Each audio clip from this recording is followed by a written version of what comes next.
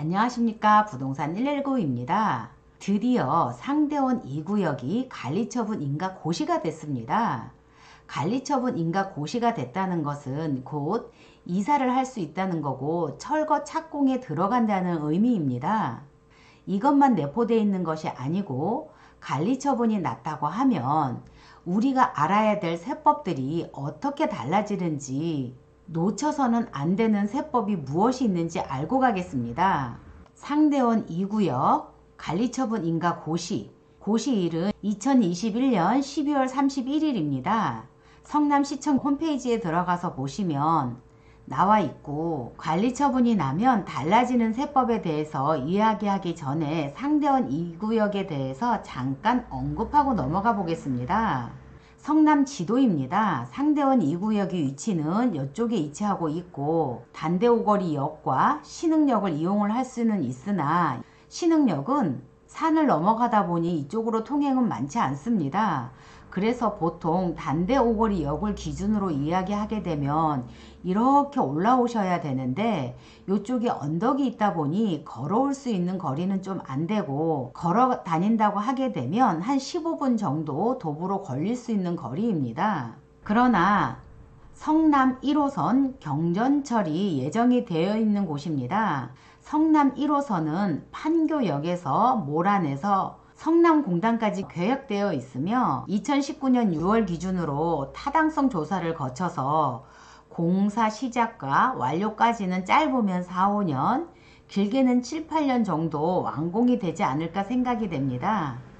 그리고 상대원 2구역 같은 경우에 조합원 수가 2324명이고 지하 7층에서 29층까지 45개 동으로 1090세대가 설립될 예정입니다. 이만큼은 상대원 2구역에 대해서 이야기를 했고, 이제 본론으로 세법으로 들어가 보겠습니다.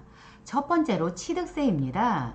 취득세 같은 경우에 작년 7월부터 중과가 되면서 2주택일 때 8%, 3주택일 때 12% 되다 보니까 부담이 많습니다.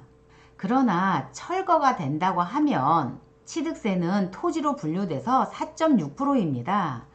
관리처분이 났다고 해서 취득세가 토지로 되는 것은 아니고 철거, 멸실이 돼야만 토지로 분류돼서 4.6%가 되는 것입니다. 재산세의 경우 취득세와 마찬가지로 사실상 철거, 멸실되는 날을 기준으로 판단을 하고, 종부세도 마찬가지입니다. 내 건물이 살아있다고 하면 종부세 과세 대상이 되나, 내 건물이 멸실이 됐다고 하면 멸실된 이후에는 종부세 과세 대상이 아닙니다. 양도소득세로 넘어옵니다. 양도소득세의 경우 취득세나 재산세, 종부세처럼 멸실 기준 이런 거 없습니다. 양도소득세는 관리처분 인가 고시 날이 기준입니다. 관리처분이 났다라는 것은 이제 주택의 개념에서 권리의 개념으로 바뀌는 것이고, 상가나 도로, 대지를 가지고 있었던 분, 이분들도 다 입주권 형태로 바뀌는 것입니다. 입주권의 경우 권리이므로 권리는 중과세나 비과세 이런 거 없습니다. 2년이 지났다고 하면 일반 세율입니다. 이런 내용들을 바탕으로 하나하나 풀어가 보겠습니다. 첫 번째로 입주권도 주택수에 포함합니다.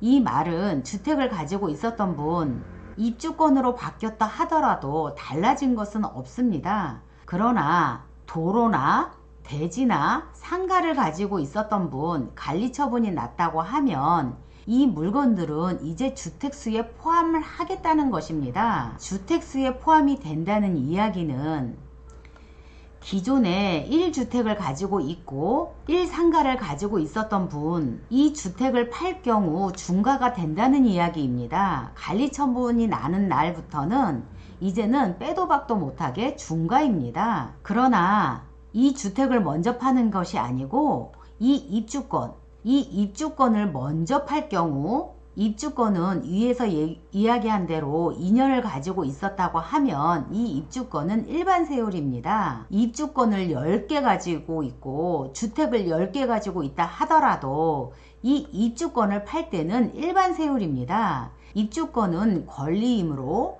중과 비과세 이런 거 없는 것입니다. 입주권은 비과세가 없어? 그럼 나 10년 가지고 있었고 10년 살았는데 근데 나 관리처분이 났다고 해서 나 비과세가 안 되는 거야?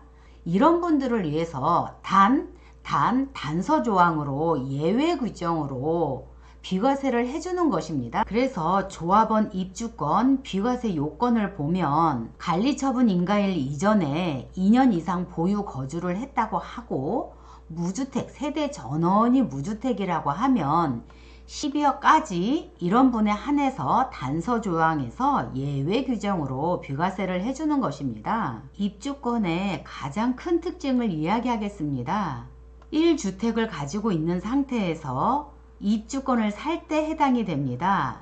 입주권이 있는 상태에서 입주권 안 되고 주택이 있는 상태에서 주택이 입주권으로 바뀌었다 하더라도 안 되고 1주택자가 1입주권을 살 때 해당이 됩니다. 이런 분들 입주권 일시적 2주택이 7년 될 수 있습니다. 우리가 조정대상 지역에서 일시적 2주택이 1년입니다. 그래서 1년 이내 팔아도 되고 3년 이내 팔아도 됩니다. 이건 조정이든 비조정이든 상관없이 3년 이내 팔아도 되고 입주권을 사고 3년 이내 못 팔았다고 할 경우 신축 아파트 완공 후 2년 이내 입주해서 1년 이상 살면 종전주택은 완공 전이나 후에 2년 이내 팔 경우 비과세를 해준다는 것입니다. 그래서 상대원 이동의 경우 내가 주택을 하나 가지고 있는 상태에서 상대원 이동에 입주권을 샀을 경우 1년 이내 팔아도 되고 3년 이내 팔아도 되고 7년 이내에 기존 주택을 팔아도 비과세가 된다는 것입니다. 또 상대원 2구역이 중요한 것 하나, 마지막으로 딱 중요한 거 하나입니다. 성남의 경우에 여기 큰 도로를 기준으로 해서 이쪽은 수정구로 투기과열 지역이고 이쪽은 중원구로 조정대상 지역입니다. 조정대상 지역의 경우에는 재당첨 5년 이런 거 없고 전매 제한 이런 거 없습니다. 그러다 보니 관리처분이 났다 하더라도 10번, 20번, 100번도 팔아먹을 수 있는 것입니다. 그래서 상대원 이동의 경우 지금 입주권을 사서 2년 지나서 입주권을 팔면 일반 세율로 해서 팔 수 있는 것이고 중과세 안 된다는 것입니다. 다시 한번 상대원 2구역이 관리처분 남으로써 우리가 알아야 될 것들을 정리해 보겠습니다. 우선 취득세, 멸실 기준으로 해서 멸실이 됐다고 하면 취득세 중과 안 되고 종부세 멸실이 됐다고 하면 과세 대상이 아니고 양도소득세의 경우에도 입주권 당해물건에 대해서는 또 중과가 안 됩니다. 그리고 제일 중요한 거 하나, 일시적 2주택이 3년 이내 팔아도 되고 7년 이내에 기존 주택을 팔아도 일시적 2주택이 비과세 될 수 있는 것이고 재당첨 제한 5년 이런 거 없고 전매 제한도 없습니다. 오늘은 상대원 2구역 관리처분이 남으로써 우리가 알아야 될 세법들을 정리해 보았습니다. 아는 만큼 들리고 아는 만큼 보이는 것입니다. 우리가 탈세를 하든 절세를 하든 최소한 이것만큼은 알고 가자입니다. 다음에 또 더 좋은 정보로 찾아뵙겠습니다.